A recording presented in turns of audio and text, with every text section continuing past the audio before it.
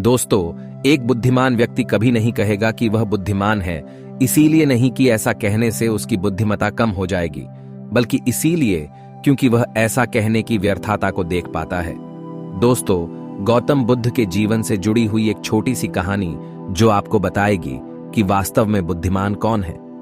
एक नगर में एक लड़का रहा करता था और उसका दिमाग बहुत तेज था और उसकी खासियत यह थी कि वह किसी भी चीज को बड़ी जल्दी और आसानी से सीख लेता था।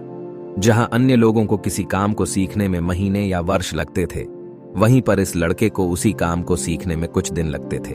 उसकी ख्याति दूर दूर तक फैल गई थी और कहा जाने लगा था कि उस व्यक्ति के जितना बुद्धिमान कोई नहीं है। परंतु वह व्यक्ति तो जानता था कि वह भीतर से क्या है। हर व्यक्ति जानता है कि वह भीतर से क्या है, चाहे वो बाहर से कुछ भी दिखाए। वह व्यक्ति भी भीतर से तो परेशान था, परंतु वह अपने अहंकार से अपने परेशानियों को ढकना चाहता था।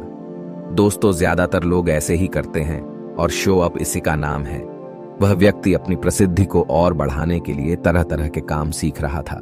वह चित्रकारी करना जानता था, वह मूर्ति बना सकता था और वह गीत गा सकता था, और वो दुनिया जहान का हर वो काम सीख चुका था जो उसने अब तक देखे हुए थे। इसीलिए उसे अपनी बुद्धिमत्ता पर अहंकार था, क्योंकि कोई भी साधारण आदमी एक काम कर सकता है या दो काम कर सकता है या ज्यादा से ज्यादा 3 काम को कर सकता है, परंतु वह तो सैकड़ों काम को कर सकता था और बहुत अच्छे से कर सकता था। इसीलिए उसे अपनी बुद्धिमत्ता पर अहंकार था। वह इस बात को अंदर ही अंदर मान चुका था कि उसके जितना बुद्धिमान इस दुनिया में कोई भी नहीं है। फिर एक दिन उसका सामना गौतम बुद्ध से होता है। उसे पहली बार एक ऐसा व्यक्ति दिखता है जिससे उसे ईर्ष्या होती है। अब तक उसने ऐसे लोग देखे हुए थे जो उससे ईर्ष्या करते थे, और जहां ईर्ष्या होती है वहां तुलना का होना निश्चित है। वह व्यक्ति अपनी तुलना गौतम बुद्ध के साथ करना शुरू कर देता है। वह देखता है कि बुद्ध के पास तो एक भिक्षा का कटोरा है, और लेकिन उसके पास धन की कोई भी कमी नहीं है। बुद्ध के वस्त्र तो साधारण से थे, परंतु उसके वस्त्र बहुत कीमती है। बुद्ध तो जमीन पर नंगे पैर चलते हैं, परंतु वह नंगे पैर नहीं चलता। इसी तरह से वो आदमी सैकड़ों चीजों से अपनी तुलना गौतम बुद्ध के साथ करने लगता है, परंतु हर तुलना के बाद भी वह पाता है कि उसकी ईर्ष्या बुद्ध के प्रति 1% भी कम नहीं होती। वह व्यक्ति मन ही मन सोचता है कि मैं इस भिक्षु से अपनी तुलना क्यों कर रहा हूं, जबकि मेरा जीवन इससे 100 गुना बेहतर है। लोग भी बुद्ध का सम्मान कर रहे हैं। आखिर इसके भीतर ऐसा क्या है जो मुझ में नहीं है, और जिसके कारण मेरे भीतर इसके प्रति ईर्ष्या है। बहुत देर अपने मन में उलझे रहने के बाद वह व्यक्ति तय करता है कि वह बुद्ध के पास जाएगा और उनसे पूछेगा कि उनकी उपलब्धि क्या है।